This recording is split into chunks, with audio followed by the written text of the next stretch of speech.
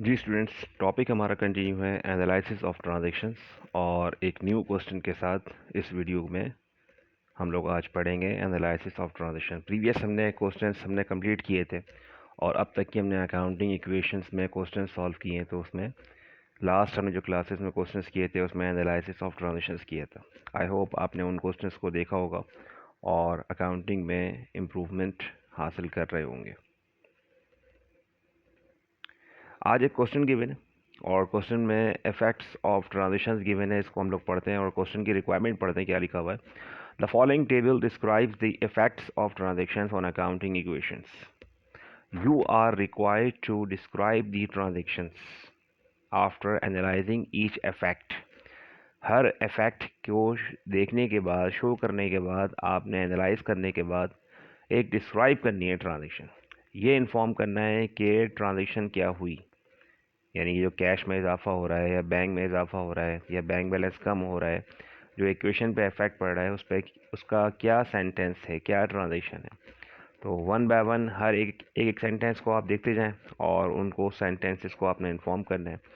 First one में अगर देखें कि इनके एसेट साइड पे क्या गिवन है, cash account receivables. Receivables means कि हमें किसी कस्टमर से पैसे रिसीव करने हैं, पैसे लेने हैं। जब आपने किसी कस्टमर्स के लिए सर्विसेज ऑन क्रेडिट परफॉर्म की होंगी, किसी कस्टमर के लिए आपने काम किया होगा या किसी चीज़ को सेल आउट किया होगा, जैसे यहाँ पे देखे लिखा हुआ है इन्वेंट्री, तो ये इनका ट्रेडिंग बिजनेस है। अब अगर ट्रेडिंग बिजनेस में मर्चेंडाइज वगैरह सामान तिजारत, वो चीज़ें हैं जिसको ये लोग प्रोडक्ट लाते हैं और सेल आउट करते हैं, वो इनका इन्वेंट्री है। वो इनका शॉप में वो चीज़ें जिसको हम लोग सेल आउट करने के लिए लेकर आते हैं, वो हमारी स्टॉक, मर्चेंडाइज, इन्वेंट्री। तो ऑब्वियसली आपने कुछ इन्वेंट्री को अपने ऑन क्रेडिट सेल आउट किया होगा जिन कस्टमर से पैसे रिसीव करने होंगे। ये बैलेंस दिए में देखें, इन्वेंट्री है, बैंक बैलेंस गिवन है, कैश गिवन है, रिसीवेबल है, इन्वेंट्री भी एसेट है। बैंक बैलेंस अगर देंगे माइनस में दिया हुआ है, तो इट मीन्स के बैंक बैलेंस है ओवरड्राफ्ट। और समटाइम्स बैंक बैलेंस भी ओवरड्राफ्ट में आ सकता है, नेगेटिव हो सकता है। ओवरड्राफ्ट मीन्स के जितने पैसे आपने बैंक में डिपॉजिट किए थे उससे ज़्यादा पैसे आपने विड्रॉ कर लिए, उसे कहते हैं तो bank overdraft. Bank balance negative में, माइनस में। इक्विपमेंट बैलेंस गिवन है 5000, ये सारे हमारे एसेट अकाउंट हैं, एसेट्स गिवन है।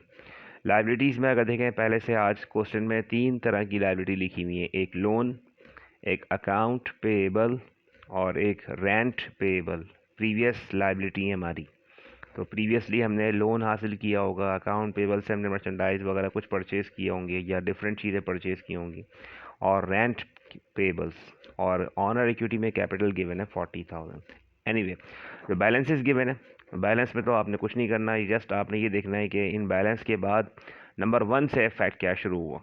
यहाँ पे लिखा हुआ अभी the first effect of transaction में बी डिस्क्राइब्ड एज फॉलोज। उन्होंने आपको एक हिंट प्रोवाइड कर दी है कि आपने इस तरह से अपना सेंटेंस प्रोवाइड करना है विद द अमाउंट। तो वन बाय वन हर एक इक्वेशन के इफेक्ट को एनालाइज करते जाएं और ट्रांजेक्शन इन्फॉर्म करते जाएं। तो फर्स्ट वन में अगर देखें, नंबर 1 में इन्वेंट्री में इजाफा हुआ है, यानी कि अगर कोई रकम, कोई अमाउंट विदाउट ब्रैकेट लिखी हुई है तो इट मीन्स कि वो प्लस है, और ब्रैकेट के साथ अगर लिखी हुई तो माइनस है।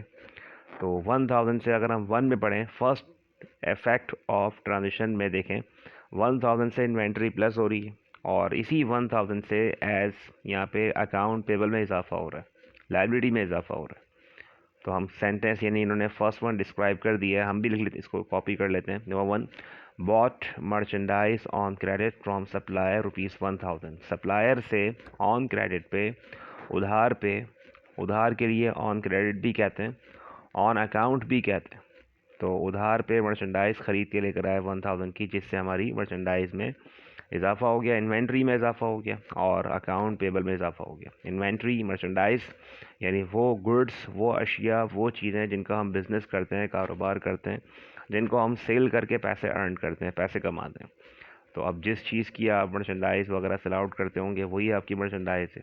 अगर आप इलेक्ट्रॉनिक जो गुड्स हैं वो सेल आउट करते हैं तो फिर वो आपकी मर्चेंडाइज है। अगर आपका मेडिकल स्टोर है और मेडिसिन बेचते हैं तो वो आपकी मर्चेंडाइज इन्वेंट्री है। इसी तरह से अगर आप का गाड़ियों का शोरूम है, आप कार्स, मोटर बाइक सेल करते हैं तो फिर वो आपकी इन्वेंट्री है, वो आपकी मर्चेंडाइज है। तो यहाँ पे अगर देखें 1000 की मर्चेंडाइज परचेज़ की होंगी जिससे इन्वेंट्री में इजाफा हुआ, लाइबिलिटी में इजाफा हुआ। नंबर 2 पे आते हैं। नंबर 2 में अगर देखें, अकाउंट रिसीवेबल, जिन कस्टमर से हमें पैसे रिसीव करने थे, रिसीवेबल माइनस हो गया और बैंक बैलेंस में प्लस हो गया 300। इसका मतलब ये है कि हमने अपने कस्टमर से पैसे रिसीव कर लिए होंगे या हमारे कस्टमर ने हमें पैसे दे दिए। जब मुझे मेरे कस्टमर ने पैसे दे दिए तो इससे वो पैसे मैंने उसी वक्त बैंक में डिपॉजिट भी कर दिए जाके, इसीलिए बैंक बैलेंस में इजाफा हुआ, वरना ये पैसे कैश में आते, कारोबार में कैश में इजाफा होता। 300 से रिसीवेबल माइनस हुआ है और 300 से बैंक बैलेंस प्लस हुआ है, तो हम ये कह सकते हैं कि received cash from customer ₹300 and same deposit into bank. Customer से हमने पैसे रिसीव किए होंगे और उसी वक्त उन पैसों को बैंक में जमा करवा दिया होगा, या ये भी कह सकते हैं receive cheque from customer ₹300 and deposit into bank. Customer से चेक रिसीव किया और बैंक में डिपॉजिट कर दिया, या फिर डायरेक्ट डिपॉजिट बाय कस्टमर, यानी कस्टमर से डायरेक्टली पैसे मिल गए होंगे। तो तमाम सिचुएशंस में अगर देखें कि हमारा बैंक बैलेंस में इजाफा हो गया, बैंक बैलेंस बढ़ गया और रिसीवेबल कम हो गया। तो रिसीवेबल कम होने की मतलब ये वजह ये है कि कस्टमर से पैसे मिल गए आपको। जब कस्टमर से पैसे मिल गए तो इट मीन्स कि रिसीवेबल कलेक्ट हो गया। अब आप कलेक्ट का वर्ड लगाएं या रिसीव्ड का वर्ड लिखें, दोनों सही हैं, और वो जो पैसे हैं वो बैंक में डिपॉजिट हो रहे हैं। और देखें इसका 300 का इफेक्ट कहीं और नहीं पड़ रहा, इट मीन्स कि इन दो जगह पे इफेक्ट पड़ रहा है, बैंक बैलेंस पे और रिसीवेबल पे। इसके बाद नंबर 3 में कहते हैं, नंबर 3 में अगर देखें इन्वेंट्री 2200 मेरे पास से माइनस हुई है, और माइनस होने का मतलब ये है कि आज हमने वो इन्वेंट्री सोल्ड कर दी होगी, बेच दी होगी, क्योंकि इन्वेंट्री सोल्ड करने से इन्वेंट्री कम होना चाहिए, यानी कि मर्चेंडाइज स्टॉक आज हमने सेल कर दिया, बेच दिया, कस्टमर को दे दिया, तो इससे हमारे पास इन्वेंट्री कम होगी और उन पैसों को हमने उसी वक्त बैंक में डिपॉजिट कर दिया। लेकिन ये देखें इन्वेंट्री में से माइनस हुए हैं 2200, जबकि बैंक बैलेंस में प्लस हो रहे हैं 2500। इसका मतलब ये है कि वो मर्चेंडाइज 2200 की थी जिसको हमने सेल आउट कितने में किया है, 2500 में। तो अगर 2500 में सेल आउट की ये चीज़ और 2200 की चीज़ थी, इन्वेंट्री थी, तो फिर हमें बिज़नेस में कुछ प्रॉफिट भी हुआ है इजाफी, और उस प्रॉफिट पे अगर देखें क्लेम किसका होना चाहिए, ऑनर का होना चाहिए, और प्रॉफिट से ऑनर इक्विटी में इजाफा हो रहा है 300 रुपीज़। ये 300 कैसे आए, 2500 सेलिंग प्राइस और 2200 कॉस्ट प्राइस। सेलिंग प्राइस कैसे, यानी आपने 2500 में बेचा होगा उस चीज़ को, इसीलिए उस कस्टमर ने आपको 2500 रुपीज़ दिए, और हमें पता है कि वो मर्चेंडाइज जो हम इसको बेच रहे हैं कस्टमर को वो 2200 की थी, तो इट मीन्स कि उसकी प्राइस थी, कॉस्ट थी 2200, तो 2500 में बेचा, 2200 की चीज़ थी, तो डिफरेंस कितना आ रहा है, 300। प्रॉफिट हुआ, मुनाफा हुआ, और मुनाफे पे क्लेम किसका होना चाहिए, ऑनर का होना चाहिए। प्रॉफिट से ऑनर इक्विटी में इजाफा हुआ। चलें ये सेंटेंस समझ में आ गया, अब ज़रा इसको एक्सप्लेन भी कर देते हैं कि हमने मर्चेंडाइज सोल्ड की होगी, तो हम क्या लिखेंगे, sold merchandise, sold merchandise for cash ₹2500 which costing was ₹2200, यानी जिसकी कीमत थी 2200 rupees. Sold merchandise for cash ₹2500 which costing was ₹2200 and the amount money same deposit into bank। और इन दोनों फिगर से साफ जाहिर है कि 300 का जो डिफरेंस है वो प्रॉफिट है, वो प्रॉफिट ऑनर के क्लेम में इजाफा हो रहा है, और सोल्ड मर्चेंडाइज फॉर कैश बता रहा है कि ये 2500 क्या है, ये सेलिंग प्राइस है, विच कॉस्टिंग वॉज ₹2200, जिसकी कीमत थी 2200 रुपये। तो 2200 वाली चीज़ को हमने 2500 में बेचा है, तो प्रॉफिट कितना हुआ, 300 का। और ये भी लिख दिया कि अमाउंट को हमने पैसों को उसी वक्त बैंक में जमा करा दिया। जब पैसों को बैंक में जमा करा दिया तो इट मीन्स कि हमारा बैंक बैलेंस बढ़ रहा है। तो हमें सेंटेंस इस तरह लिखना है कि हमारी जो इफेक्ट ऑफ ट्रांजिशन है वो यहाँ पे बिल्कुल इसके अकॉर्डिंग होना चाहिए। नेक्स्ट नंबर 4 में कहते हैं, नंबर 4 में बैंक बैलेंस माइनस हो गया और लोन भी माइनस हो गया। अच्छा, लोन अगर माइनस हुआ है तो इट मीन्स कि हमने लोन वापसी कर दी है, रीपेड कर दी है, वापसी अदायगी कर दी, यानी लोन जिससे लिया था बैंक से या किसी से भी, हमने उस लोन को वापसी कर दिया है, क्रेडिटर्स को वापस कर दिया। तो सेंटेंस क्या लिखेंगे, सेंटेंस लिखेंगे repaid, repaid off loan ₹2000 by cheque payment, क्योंकि चेक पेमेंट से किया होगा तो ही आपका बैंक बैलेंस माइनस हुआ है, क्योंकि अगर चेक पेमेंट से नहीं किया होता तो फिर ये पैसे कैश से कम होने चाहिए थे। यानी ये 2000 रुपीज़ कैश से माइनस नहीं हो रहे, बल्कि ये 2000 बैंक से माइनस हो रहे हैं। और बैंक से माइनस होने का मतलब ये है कि इट मीन्स कि ये पैसे हमने बैंक से दिए हैं, तो bank minus and loan minus liability minus. तो सेंटेंस हमारा क्या है, repaid off loan ₹2000 by cheque payment. Next में कहते हैं नंबर 5 में 600 से अगर देखें कैश प्लस हुआ है और 600 बैंक से माइनस हुए हैं। ज़रा एज्यूम करें, सोचें कि बैंक से पैसे 600 माइनस हुए हैं और ये पैसे माइनस होने के बाद 600 क्या बिज़नेस में, कारोबार में, कैश में प्लस हुआ है और बाकी कहीं पे कोई इफ़ेक्ट नहीं है। तो सेंटेंस क्या लिख सकते हैं, यानी आज ऑनर ने बैंक से पैसे विड्रॉ किए होंगे और अगर ये पैसे अपने पर्सनल यूज़ के लिए पैसे विड्रॉ किए होते तो यहाँ से ऑनर इक्विटी कम होनी चाहिए थी, जबकि ऑनर इक्विटी का माइनस नहीं हो रही है, बल्कि 600 बैंक से माइनस होने के बाद 600 कैश में प्लस हो रहे हैं। तो इट मीन्स के withdrew cash from bank ₹600 for business use, for office use, यानी आपने ऑफिस के लिए, बिज़नेस के लिए पैसे विड्रॉ किए होंगे जिससे आपकी बैंक माइनस हो गया और कैश प्लस हो गया। तो ये इफेक्ट है cash plus and bank minus. तो सेंटेंस क्या बनेगा, withdrew cash from bank for business use. Number 5 के बाद नंबर 6 में कहते हैं, कि 500 से बैंक माइनस और 500 से ऑनर इक्विटी माइनस हो रही है, यानी 500 से बैंक भी कम हो रहा है, 500 से ऑनर इक्विटी भी कम हो रही है। अब तो बैंक माइनस हो रहा है तो इट मीन्स कि बैंक कम हो रहा है, यानी पैसे बैंक से आपने विड्रॉ किए हैं, बैंक से पैसे निकाले हैं, जबकि ऑनर इक्विटी भी कम हो रही है। तो नंबर 6 देखें, मैंने बाय मिस्टेक 7 पहले सॉल्व हो गया, नंबर 6 को पहले देख लेते हैं। Owner withdrew cash from bank for his personal use ₹500। Owner ने बैंक से पैसे निकाले, कैश निकाला है, कैश कहाँ से, बैंक से निकाला है, यानी owner withdrew cash from bank. ठीक है, ये भी सही है, ये डायरेक्ट लिखें ऑनर विड्रू फ्रॉम बैंक, वो भी ठीक है। तो owner withdrew from bank for his personal use ₹500। Owner ने पैसे विड्रॉ किए होंगे अपने पर्सनल यूज़ के लिए, जिससे बैंक भी माइनस हो गया, ऑनर इक्विटी माइनस हो गई। तो ये इसका ऑनर का पर्सनल यूज़ है। लेकिन अगर बैंक से पैसे माइनस किए, कम हो रहे हैं और वो पैसे कैश में बढ़ रहे हैं, तो इट मीन्स वो फॉर बिजनेस यूज़ के लिए पैसे विड्रॉ किए। नंबर 7 में कहते हैं 1500 से देखें कैश माइनस हो रहा है और 1500 से अगर देखें रेंट पेबल माइनस हो रहा है। रेंट पेबल क्या है, हमारी प्रीवियस लाइबिलिटी, हमारी एक प्रीवियस आउटस्टैंडिंग रेंट पेबल की लाइबिलिटी थी, वो है 1500, जिसके हमें पैसे देने थे, तो हमने उसको उधार रिकॉर्ड किया हुआ था। तो आज हमने इसका कैश पे कर दिया, तो कैश के लिए पेड कैश का वर्ड लगाइएगा। नंबर 7 में कहते हैं paid cash ₹1500 for outstanding rent. जो प्रीवियस हमारा आउटस्टैंडिंग रेंट था, यानी रेंट पेबल था, उसके पैसे हमने अदा कर दिए।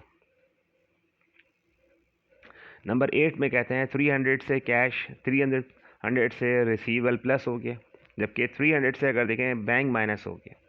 तो ज़रा सोचें कि अगर 300 से दोबारा से रिसीवेबल प्लस हो रहा है, रिसीवेबल को हम बैक कर रहे हैं, दोबारा प्लस कर रहे हैं, और बैंक से पैसे माइनस कर रहे हैं। समटाइम्स ऐसा होता है कि हम जब किसी कस्टमर का चेक हमें मिलता है और हम उस चेक को अपने बैंक अकाउंट में जाकर डिपॉजिट करके आते हैं, तो बैंक वालों ने 1 दिन बाद, 2 दिन बाद हमें इन्फॉर्म किया कि इस कस्टमर के अपने अकाउंट में इतने पैसे नहीं हैं, तो हम आपके अकाउंट में पैसे ट्रांसफ़र नहीं कर सकते। तो वो बैंक वाले वो चेक रिटर्न कर देते हैं, वापस कर देते हैं विदाउट पेमेंट, यानी आपके अकाउंट में ट्रांसफ़र नहीं करते। तो उस तरह के चेक को हम लोग कह सकते हैं डिसऑनर्ड चेक, NSF चेक, यानी वो चेक के जो कस्टमर का हमारे अकाउंट में पैसे ना आए और वापस आ जाए।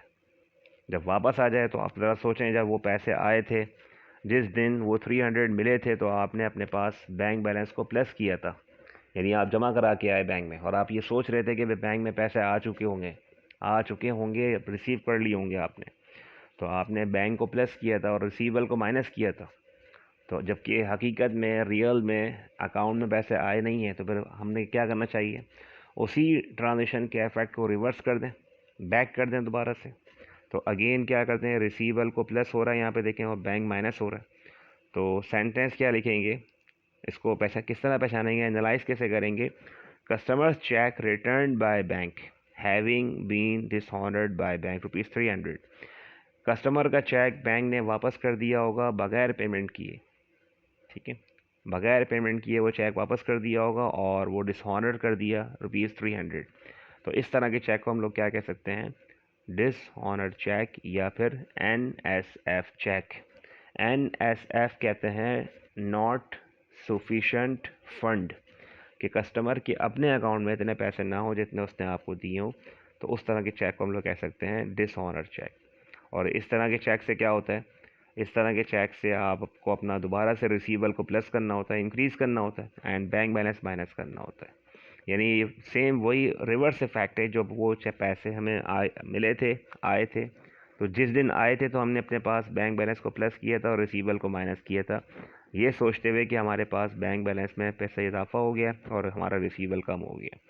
जब रियल में अकाउंट में पैसे ट्रांसफ़र नहीं हुए तो हमने उसी ट्रांजेक्शन को बैक करके अगेन रिसीवेबल को प्लस कर लेंगे और यहाँ से बैंक माइनस कर देंगे। दो अलग अलग सेंटेंस है, नंबर 2 अलग सेंटेंस है, नंबर 8 अलग सेंटेंस है। नंबर 2 के लिए अलग ट्रांजेक्शन लिखी जाएगी, नंबर 8 के लिए अलग ट्रांजेक्शन लिखी जाएगी। नंबर 9 में कहते हैं, नंबर 9 में अगर देखें और से कि इक्विपमेंट 3000 से माइनस हुआ है, 2500 बैंक में प्लस हुए, और बैंक में प्लस होने का मतलब ये है कि हमने वो चीज़ सोल्ड की है, बेची है और बेच कर पैसे मिले, बैंक में इजाफा हुआ। और इक्विपमेंट माइनस हुआ, इक्विपमेंट माइनस का मतलब ये है कि इक्विपमेंट हमने या तो सोल्ड किया या फिर किसी को हमने रिटर्न किया, वापसी किया होगा। लेकिन यहाँ पे अगर देखें इक्विपमेंट माइनस होने के बाद ये पैसे बैंक में बढ़ रहे हैं, तो इट मीन्स कि हमने सोल्ड किया होगा, बेचा होगा अपने बिजनेस का ओल्ड इक्विपमेंट, आउटडेटेड, ऑब्सलीट, वो इक्विपमेंट के जो अब बिज़नेस के इस्तेमाल में नहीं है, कारोबार के इस्तेमाल में नहीं है, टेक्नोलॉजी चेंज हो गई है, तो हमने अपनी उस पुरानी टेक्नोलॉजी को चेंज करने के लिए अपने बिज़नेस से समटाइम्स हमें अपने बिज़नेस के एसेट सेल करने पड़ते हैं।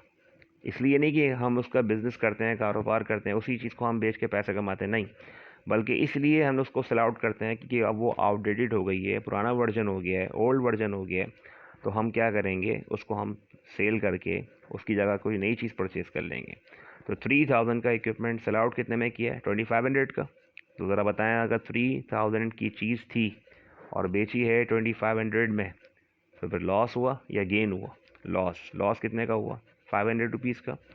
तो अब इसको इक्विपमेंट में सेंटेंस लिखते हैं, सोल्ड इक्विपमेंट फॉर कैश ₹2500, क्योंकि कैश पे सेल आउट किया है 2500 रुपीज़ का, विच कॉस्टिंग वॉज ₹3000, जिसकी कीमत थी हमारे पास कितनी, 3000। The amount was same deposit into bank, जो पैसे मिले थे, कितने मिले थे, 2500, उसको उसी वक्त पैसे को बैंक में जमा करवा दिया। जब पैसों को बैंक में जमा करवा दिया और उसकी कॉस्टिंग 3000 थी, तो ये सेंटेंस बिल्कुल 100% क्या कर रहा है, उस सेंटेंस को, जो एनालिसिस ऑफ ट्रांजेक्शन है उसको एक्सप्लेन कर रहा है। नेक्स्ट में कहते हैं नंबर 10 में कहते हैं 5000 से कैश प्लस हो रहा है और 5000 से ऑनर इक्विटी में इजाफा हो रहा है। और ऑनर इक्विटी में इजाफा होने का मतलब ये है कि हमने अपने बिज़नेस में कुछ सर्विसेज परफॉर्म की होंगी, रेवेन्यू अर्न किया होगा। समटाइम्स हम ट्रेडिंग बिजनेस के साथ साथ कुछ अपना सर्विसिंग पार्ट टाइम भी इनकम अर्न करते हैं, जनरेट करते हैं। तो कह सकते हैं कि हम rendered services and received cash, services performed की, रेंडर्ड परफॉर्म्ड, काम किया, work done, and received cash. Received cash क्यों, ये कैश में प्लस हो रहे हैं पैसे और ऑनर इक्विटी प्लस हो रहे हैं। तो ये पैसे हमने बैंक में जमा नहीं करवाए, बल्कि जो पैसे हैं वो बिज़नेस में ही रखे। तो rendered services and received cash ₹5000, ये सेंटेंस लिख के आप इसको पूरा कंप्लीट कर लें। नंबर 11 में कहते हैं 800 से कैश माइनस और 800 से owner equity minus. We know that के कैश भी कम हो रहा है, ऑनर इक्विटी भी कम हो रही है। और ऑनर इक्विटी के कम होने की वजह क्या हो सकती है, हमने बिज़नेस से कोई एक्सपेंस पे किए होंगे, for example salary expense, rent expense, advertising expense, utility bill expenses. तो कोई भी एक्सपेंस पे करने से क्या होता है, खर्चे पे करने से कैश भी कम होता है, ऑनर क्लेम भी कम होता है। तो और पेड का वर्ड लगाते ही कैश के लिए, वरना अगर आपने बाय चेक पेमेंट की होगी तो उसके लिए इशूड अ चेक का वर्ड लगाया होगा। तो paid cash, paid paid salary expense ली, ये भी ठीक है, या ये लिखें paid cash for paid cash salary expense, तो ये भी ठीक है सेंटेंस आपका। तो दोनों में अपनी सेंटेंस को बना के और उसका सेंटेंस लिख लीजिए, पेड सैलरीज एक्सपेंस ₹800। इससे ही आपका ये सेंटेंस जो है वो कंप्लीट हो गया, मुकम्मल हो गया। तो क्वेश्चन जो था ये इस तरह से था कि आपने ट्रांजिशंस को एनालिसिस करना था, और इस तरह के क्वेश्चन भी एग्ज़ाम्स का पार्ट होते हैं कि जिसमें आपको एक इस तरह का चार्ट टेबल प्रोवाइड किया जाता है और उस टेबल को देखते हुए आपने क्या करना होता है, ट्रांजिशंस को एनालाइज करना होता है।